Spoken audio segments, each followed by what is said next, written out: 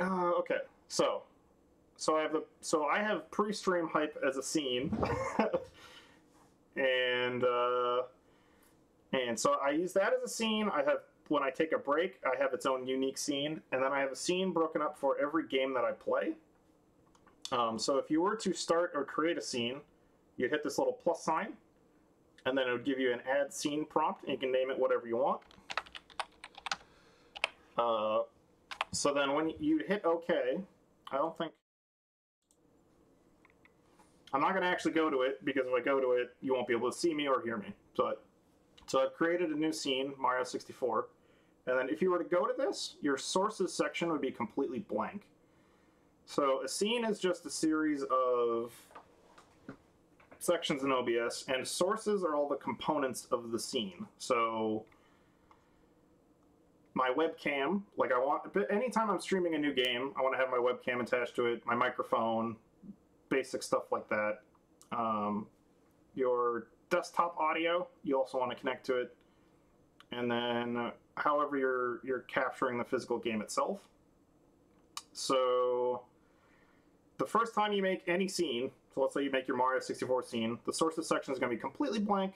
You're going to want to hit the plus icon here to add sources into the scene.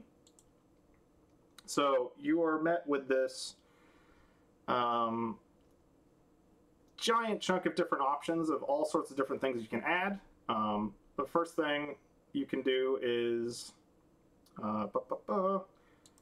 so audio input capture device will just be your microphone. The output capture device will be, so I have it set to desktop audio, but that'll be your video game audio that you'll actually be listening to itself. Browser, you can do a couple things with browser. So this will display an actual, it allows you to connect to actual web pages itself. So I use this for two things. The one thing that I use it for is there's a website called Streamlabs, where I use that and I have it linked to OBS for all of my alerts. So anything, anytime that somebody follows me, subscribes to me, raids me, anything like that, I have a little custom thing with Captain Falcon that'll pop up. And so by default, Twitch just has super generic follow stuff, like a zombie will walk across the screen or whatever. It'll be like, hey, this person followed you. But when you get into streaming, you want to customize as much as you can for your channel. The next thing, okay, so that's microphone, game audio. Oh, and the second thing, this is a little more niche, but if there's something on a website that you want to display, you can use this as well. So for my Ocarina of Time randomizers, I use an item tracker that's in a web page. So I'll use this to actually add this to the scene so that people can see what items I've collected, and I can update it as I go. Display capture and game capture are the next two things that are closely related, and that's how people will actually see your gameplay itself. So streamer best practices, this is what you should do, is always use game capture whenever you can. And the reason for that is, if you use game capture, it will just show the game and nothing else. If the game crashes, if you close it on accident, if anything else happens, your viewers will have a black screen and they'll see anything else. Display capture just shows exactly what you see. So if you were using display capture and for whatever reason you had something up that you didn't want your viewers to see, logins, passwords, inappropriate videos you had running in the background for some reason, if the screen crashed, they see what you see. So as a general rule, it's just best to use game capture and then use that. I have run into problems in the past where game capture doesn't want to work. Banjo-Kazooie, as an example, when I started the game, the right side of the screen was glitching out. I don't know why that was, but I had to use display capture instead. So as a last resort, you can use display capture. Or if you want to, you can use display capture if there's, you know, if you want your viewers to see something that you're showing, whatever it is, you want to play a YouTube video or what have you, you can use that instead. So I guess let's just, I think, yeah, you should be able to see this. So let's just, for an example, let's say we wanted to add a game. You would hit create new, and then you'd name whatever you want the game to be. I don't know. And then you can hit OK. Oh, it's already in use. Okay.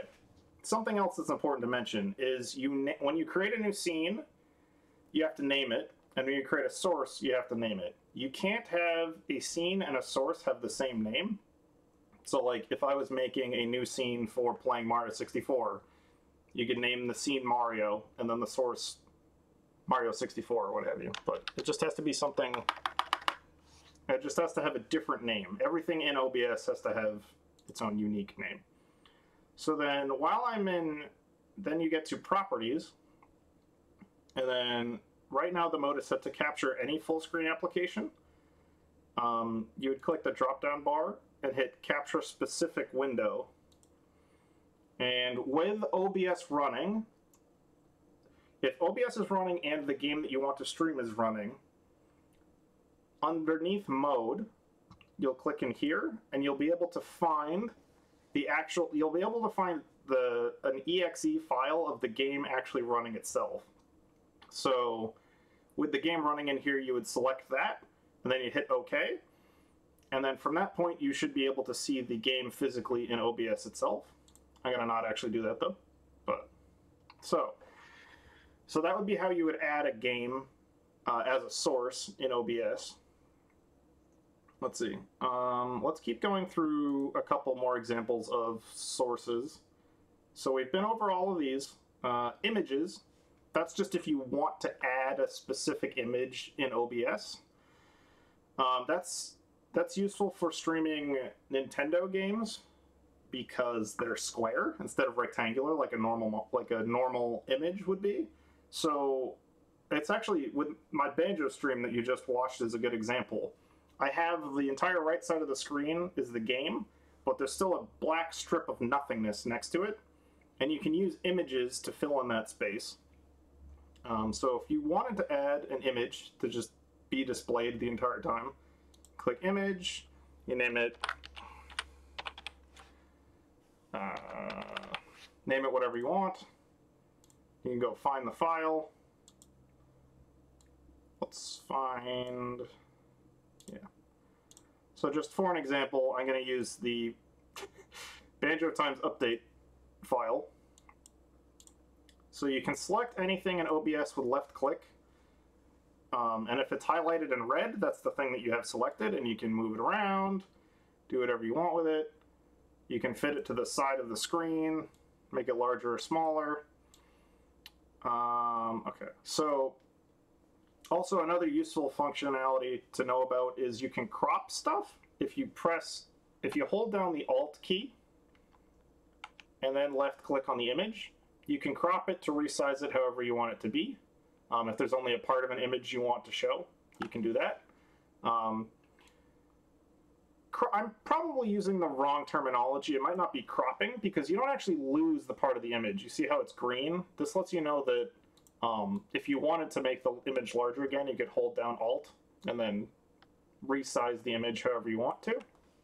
But I basically use that for my N64 streams just to like make it look better.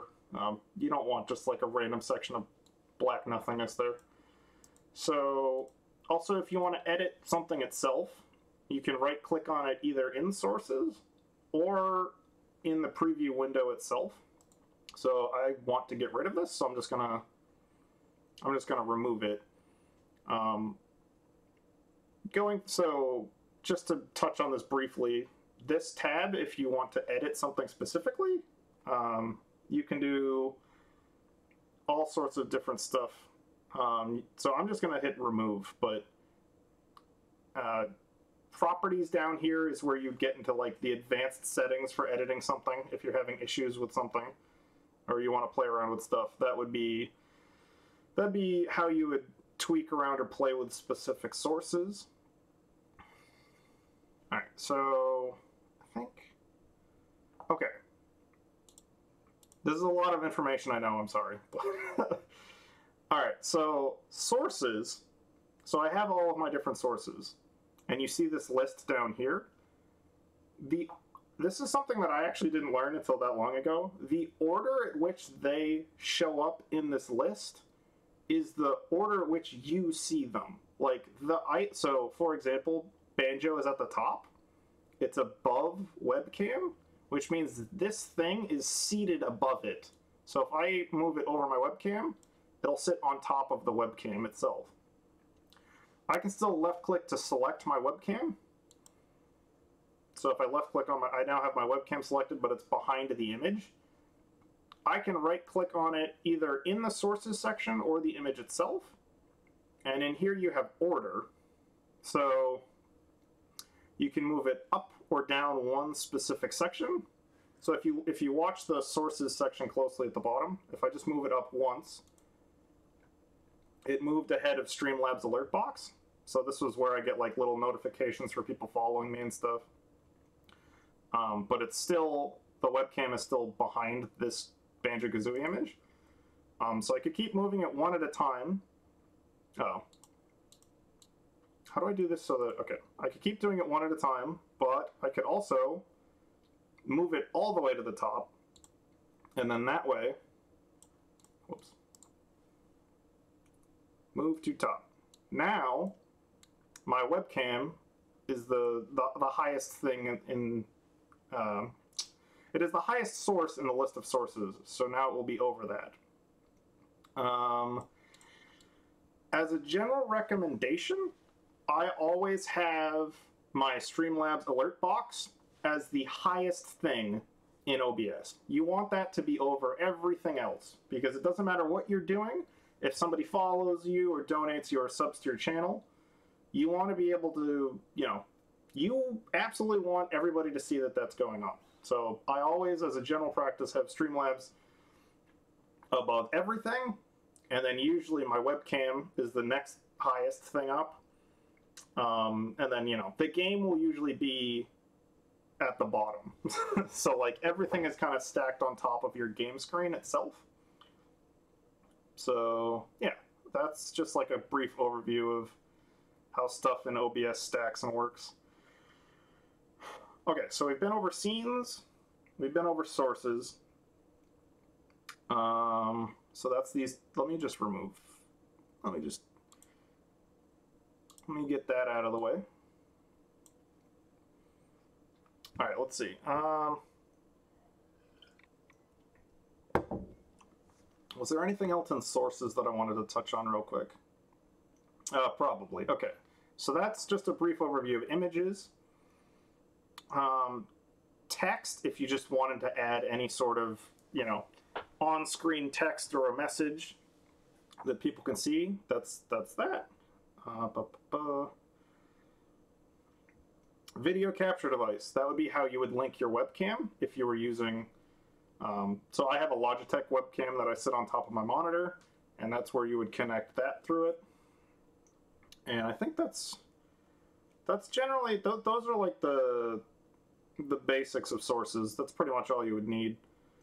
Okay, so what else should I go over? All right, so scenes, sources, your preview screen, and then this is the audio mixer. So this little segment here,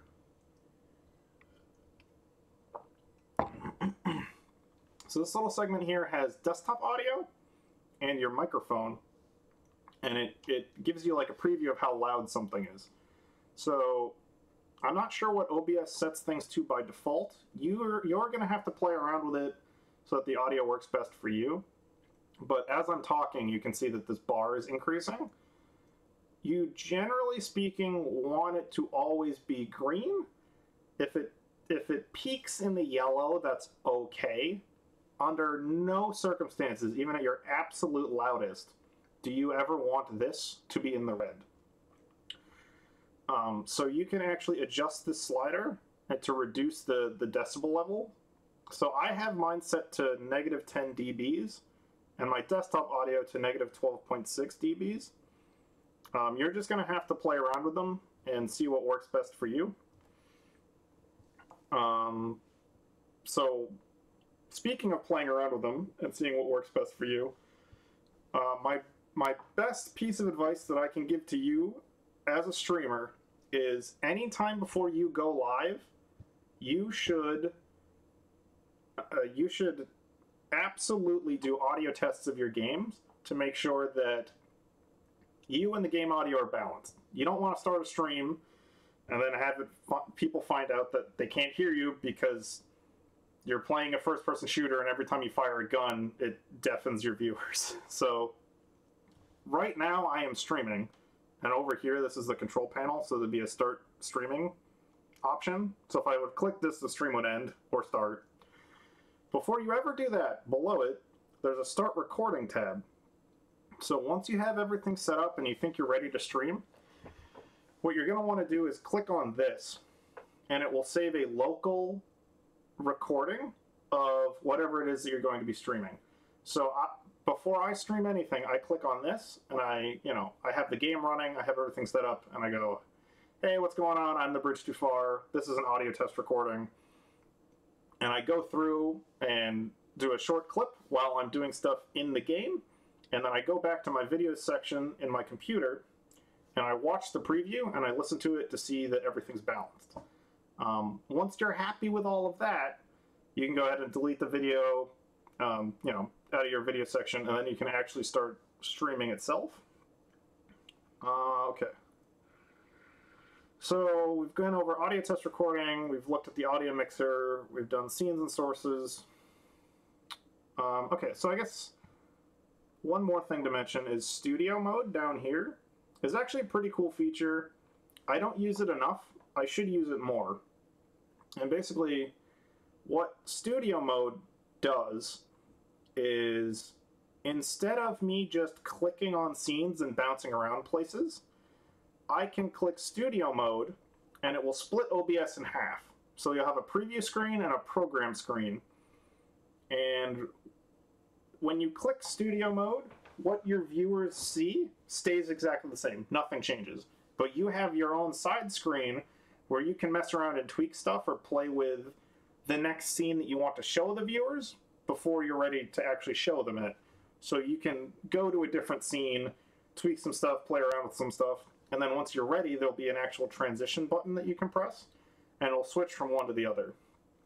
I'll try.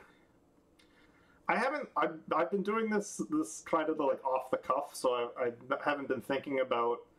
I think if I could click this, you should still be able to see everything, and everything will work fine. So let's give it a shot. Yeah. Oh boy, this is a lot to look at, but okay. So basically, I don't think. Okay, so basically, you have your preview screen and your program screen. And then you can mess around and tweak with your preview, and then when you're ready to switch from one to the other, you can click transition, and it will actually flip back and forth. So we're going to get out of studio mode real quick.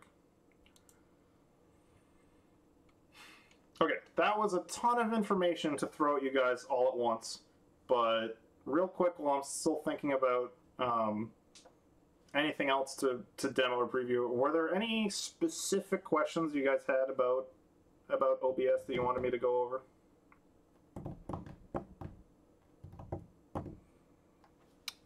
Okay, so I guess one other thing that I should mention is while y'all are typing is so you can right click on a scene. So let's say I'm playing the forest. So I set everything up, I'm playing the forest, it's all good to go. And I then, let's say I'm done streaming the forest, but now I want to play Serious Sam. I don't have to go every single time and start from scratch. I don't have to create a new scene and then add all the sources back in. if I have everything set up in the forest the way that I want to, and I want it to run the same way as Serious Sam, I could go to that scene, right-click on whatever it is, and you can hit duplicate, and it'll give you a prompt and it'll make you rename the scene. But let's say I click on the forest, I'll hit duplicate, and then I can name it Serious Sam, and it will keep and import all of those settings that you have to the previous stream, your webcam, desktop audio, your Streamlabs alerts, everything. It keeps everything and makes an exact copy of it. And then all you would have to change would be the game capture itself. So instead of streaming the forest, you can go in and set it up so that it's streaming Serious Sam instead. So that's just something that will save you a little bit of time and effort. You can rename the scenes or delete them. You can change the order that you want them in. Yeah, I think that's about it. But yeah, that is the super basic OBS breakdown for me. If y'all don't have any questions, then I think I'm gonna cut to go doing some food. I know that was a lot to throw at you all at once, but I think that should be at least helpful for some people. I hope. And it's all going to depend on like your setup or what you're running with. For me personally, I use 2 monitors. I use one for the game monitor, and I have a second monitor running OBS itself, so I can see that everything's looks the way it's supposed to or running properly. Some people go, I also, on the second monitor, I also have chat up. Some people use 3 monitors, 4, you go nuts, but, okay, for camera capture, could you use a source like Zoom to show multiple people's cameras or screens? Yes, you can. I believe, Noggle Bandit, if you are here, we used Zoom to stream, oh no, we actually didn't use Zoom. You should be able to use Zoom with display capture, and you probably just have to crop it to just be the video itself. But you should be able to, yes. What source should you use to add someone you're co-streaming with? Okay, so I'm trying to, because you and Mr. Yamtam actually had you had each other's streams up over your actual gameplay while you were playing. I think that what that should be would be, so you had what you're going to want to do is open a web browser and then like full screen. You're going to want to open a web, okay, I could probably do this. Let me see here. So let's go ahead and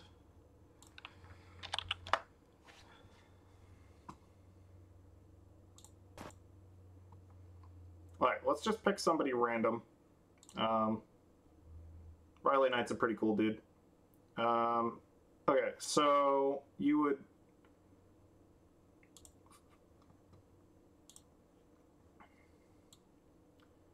would basically have their Twitch page. This is a way of doing it. I don't know if it's the best way of doing it. But you can have their Twitch page up physically, and then while this is running, you can go in to sources and then add browser, and then you can name the browser whatever you want.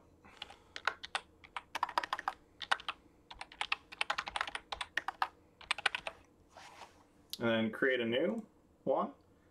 And then you're going to want to put the actual, I think you put the actual, I'm going to be honest, I haven't actually ever done this, so we're going to work with it and see if it works out. You can put the URL of it in the URL. You can mess around with the sizing of it, and then hit OK. Welcome to Night City. The future's yours for the You know, the taking. funny thing is, does this just work? Yeah. Cyberpunk. Oh wow, look at that. Okay. Out Well, now. that's interesting. I didn't know that that would work like that. A bird asked Jack Spades. An Amazon parrot. He's an orange-winged Amazon. What do you think we should call him? Because I love Misha Collins. Doodle Bam has just said, Riley, has anyone ever told you you look like actor Misha Collins? And I've never heard of this person. I'm with him. He's Castiel from Supernatural. I used to be obsessed with Misha Collins. I do Oh my like a lot. god, he does look like. Okay, I'm gonna remove that so that you can actually hear me, but you could add it.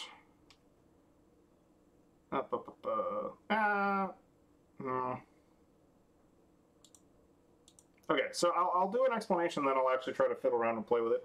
But yeah, you can put in the URL of the person's Twitch page who's actually playing, and then as you saw on the screen, it actually popped up. You're gonna want to hit that the Alt key and actually crop the window video so it's just the person who's playing, and then you can move it around. It was also, for me, it was also playing audio, like it was literally just playing the Twitch page.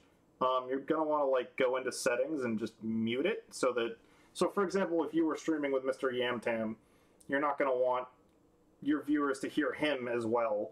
So you would go in and mute that. But you can like resize it, put it wherever you want. So this is not like, I've never done something like this before, but it is worth mentioning or noting that obviously you and Mr. Yantam are okay with it, but like you can't just like restream someone's random YouTube content or something else. Like definitely just be careful with stuff like that. You know, if you went to a random streamer and they were, you know, playing music that they didn't own the rights to, or you didn't own the rights to, like you could get into trouble with that because it's just playing whatever it's seeing. So with all the stuff that's been going on with Twitch and DMCA strikes and stuff like that, I would be very careful. I know with your specific example, Burgo, it's fine, but I would just say as a word of caution to anyone who is thinking about doing that, just be cognizant of what it is you're putting on your stream. Okay, what else? I guess I could talk about music a little bit since I just kind of mentioned it. So give me 1 second.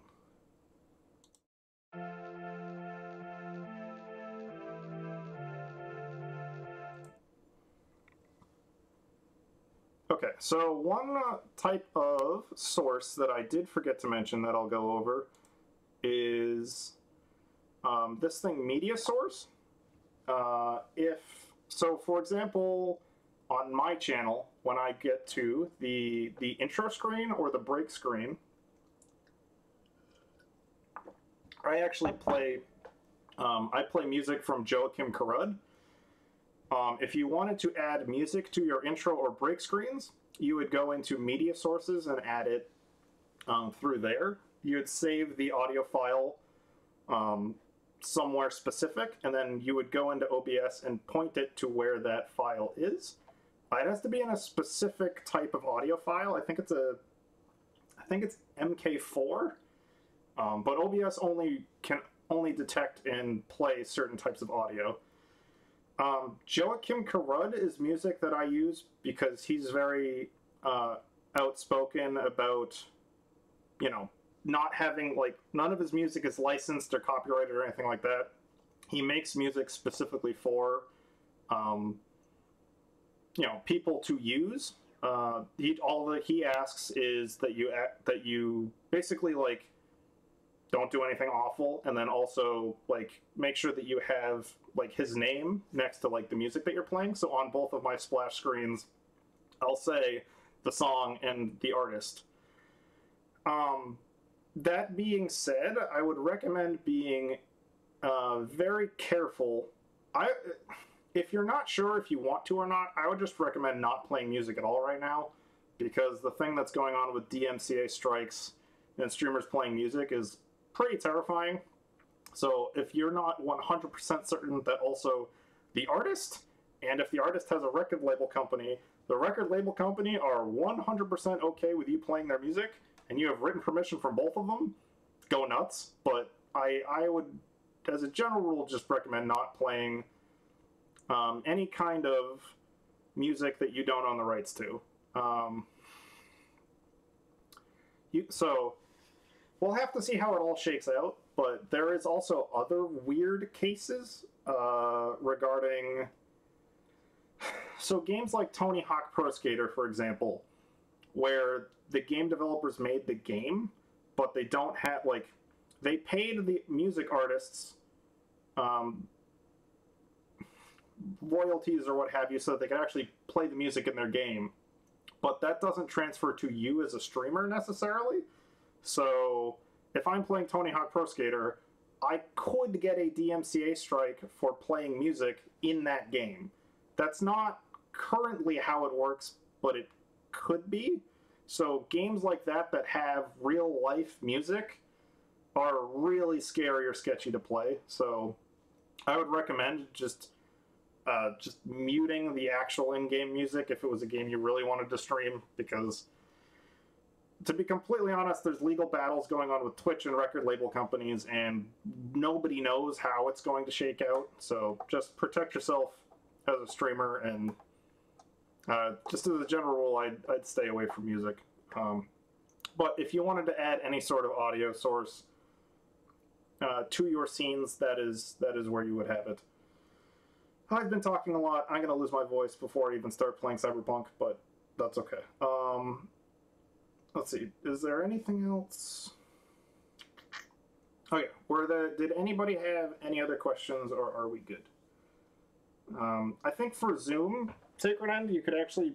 I would have to play around with it. I'm not 100% sure, but you might be able to do the same thing that we did with the... words are hard. With the browser extension for the actual Zoom application itself. Yeah, some of these are a little, like... I, by no means, know everything about OBS. I know, like, the basics. I know I had watched a... I basically watched 1 hour out of a 6-hour-long YouTube video explaining how OBS works, and I learned more than I ever wanted to learn about how to use it, but there's so much further. There's so much more to go, so you can really do whatever you want with it. Oh, actually, hold on. One other thing that I remembered that could be cool for all of y'all is you have a scene and you have all the sources to the scene. There's these two icons next to each individual source in your scene, and these are actually kind of cool. So I have my webcam right here. This eyeball, it will... So the webcam, you can basically... like, what's the word that I'm looking for? You can obscure it. You can make it so that the webcam goes away by clicking the eye, so that your viewers can't see it, but it's still there. You don't have to, like, physically remove it from the scene, and you can just click the eye to bring it back. So, you know, the sky's the limit with applications and stuff like this. You can do whatever you want with it. But, yeah, so if you want to really quickly, like, I don't know, hide your webcam or bring it back, or do that with anything, you know, obscure the game or what have you. The lock screen is pretty nifty because they're all by default unlocked. So anything in the preview screen, like my webcam, I can move around however I want. But if you're adjusting things and trying to get everything just right and fitted the right way, let's say, I don't know, I put my webcam in the upper right-hand corner. I love it, it's perfect. I want to play around with other stuff, but I don't want my webcam to move. This lock icon will keep your webcam, bam, right there. So now I can mouse over it, but I cannot select it anymore. Which is just helpful for if you're moving a lot of things around on the screen. So I'm going to unlock it. So now I can select the webcam and move it around again.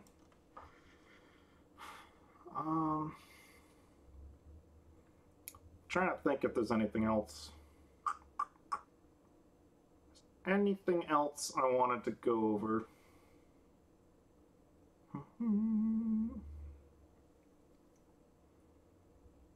Oh, and I guess if you are trying to resize the screen or move it around, you can manually move it with the mouse. And you can also use the arrow keys if you just want to go like a little bit. So like you can tap it and just move it a tiny bit, or hold the key down, and it moves it like, you know, it just allows you to like fine tune and adjust stuff more easily.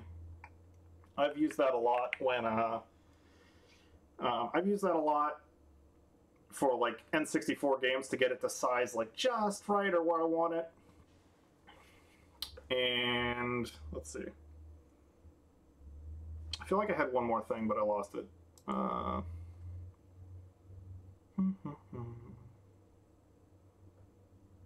Oh, so just like a general OBS like problem that I've had come up is, let's say you, I don't know what causes this, but I've added a game, or you've added an image, or you've added anything in as a source. Sometimes by default, instead of putting it on the screen like a sane person, it'll put it like way, like you can see like little red markers in the far corner, and it's put it somewhere off of the preview screen where you can't get it if the file is a weird size or something strange like that. And what you can do is, if you go to sources, let's say I added an image and it's not showing up on the preview screen for some reason, you can go and find the image that you added, or whatever it is. You can right click on it, and then so order was what we did to like change where it is in the screen. Transform gives you a lot of different options with playing around with stuff. So if I had lost my webcam, like it was just somewhere weird, you could, one thing that you can do is go down and click fit to screen, and that'll literally fit it over the screen. So if it goes somewhere weird off the side of the screen, you can at least get it back into the preview screen so that you can like resize it and play with it however you want. You can also, anything that you select, you could rotate or flip it or what have you. So I just made myself Australian. G'day, mates. If you want to stop being Australian, you can flip it again. And I think that's pretty much everything. That's all I got. But yeah, if you guys have any more OBS questions, feel free to ask me about it in the chat. But yeah, that's about as exhaustive of like a basic rundown of OBS as I can get. Definitely, closing thoughts, definitely recommend getting OBS hooked up with Streamlabs. It's a really cool application. I use it for all sorts of things. I use it for adding custom notifications, sounds, alerts, all that stuff.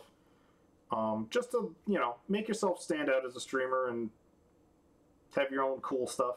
I also use, so they have, so Streamlabs also has widgets that I use.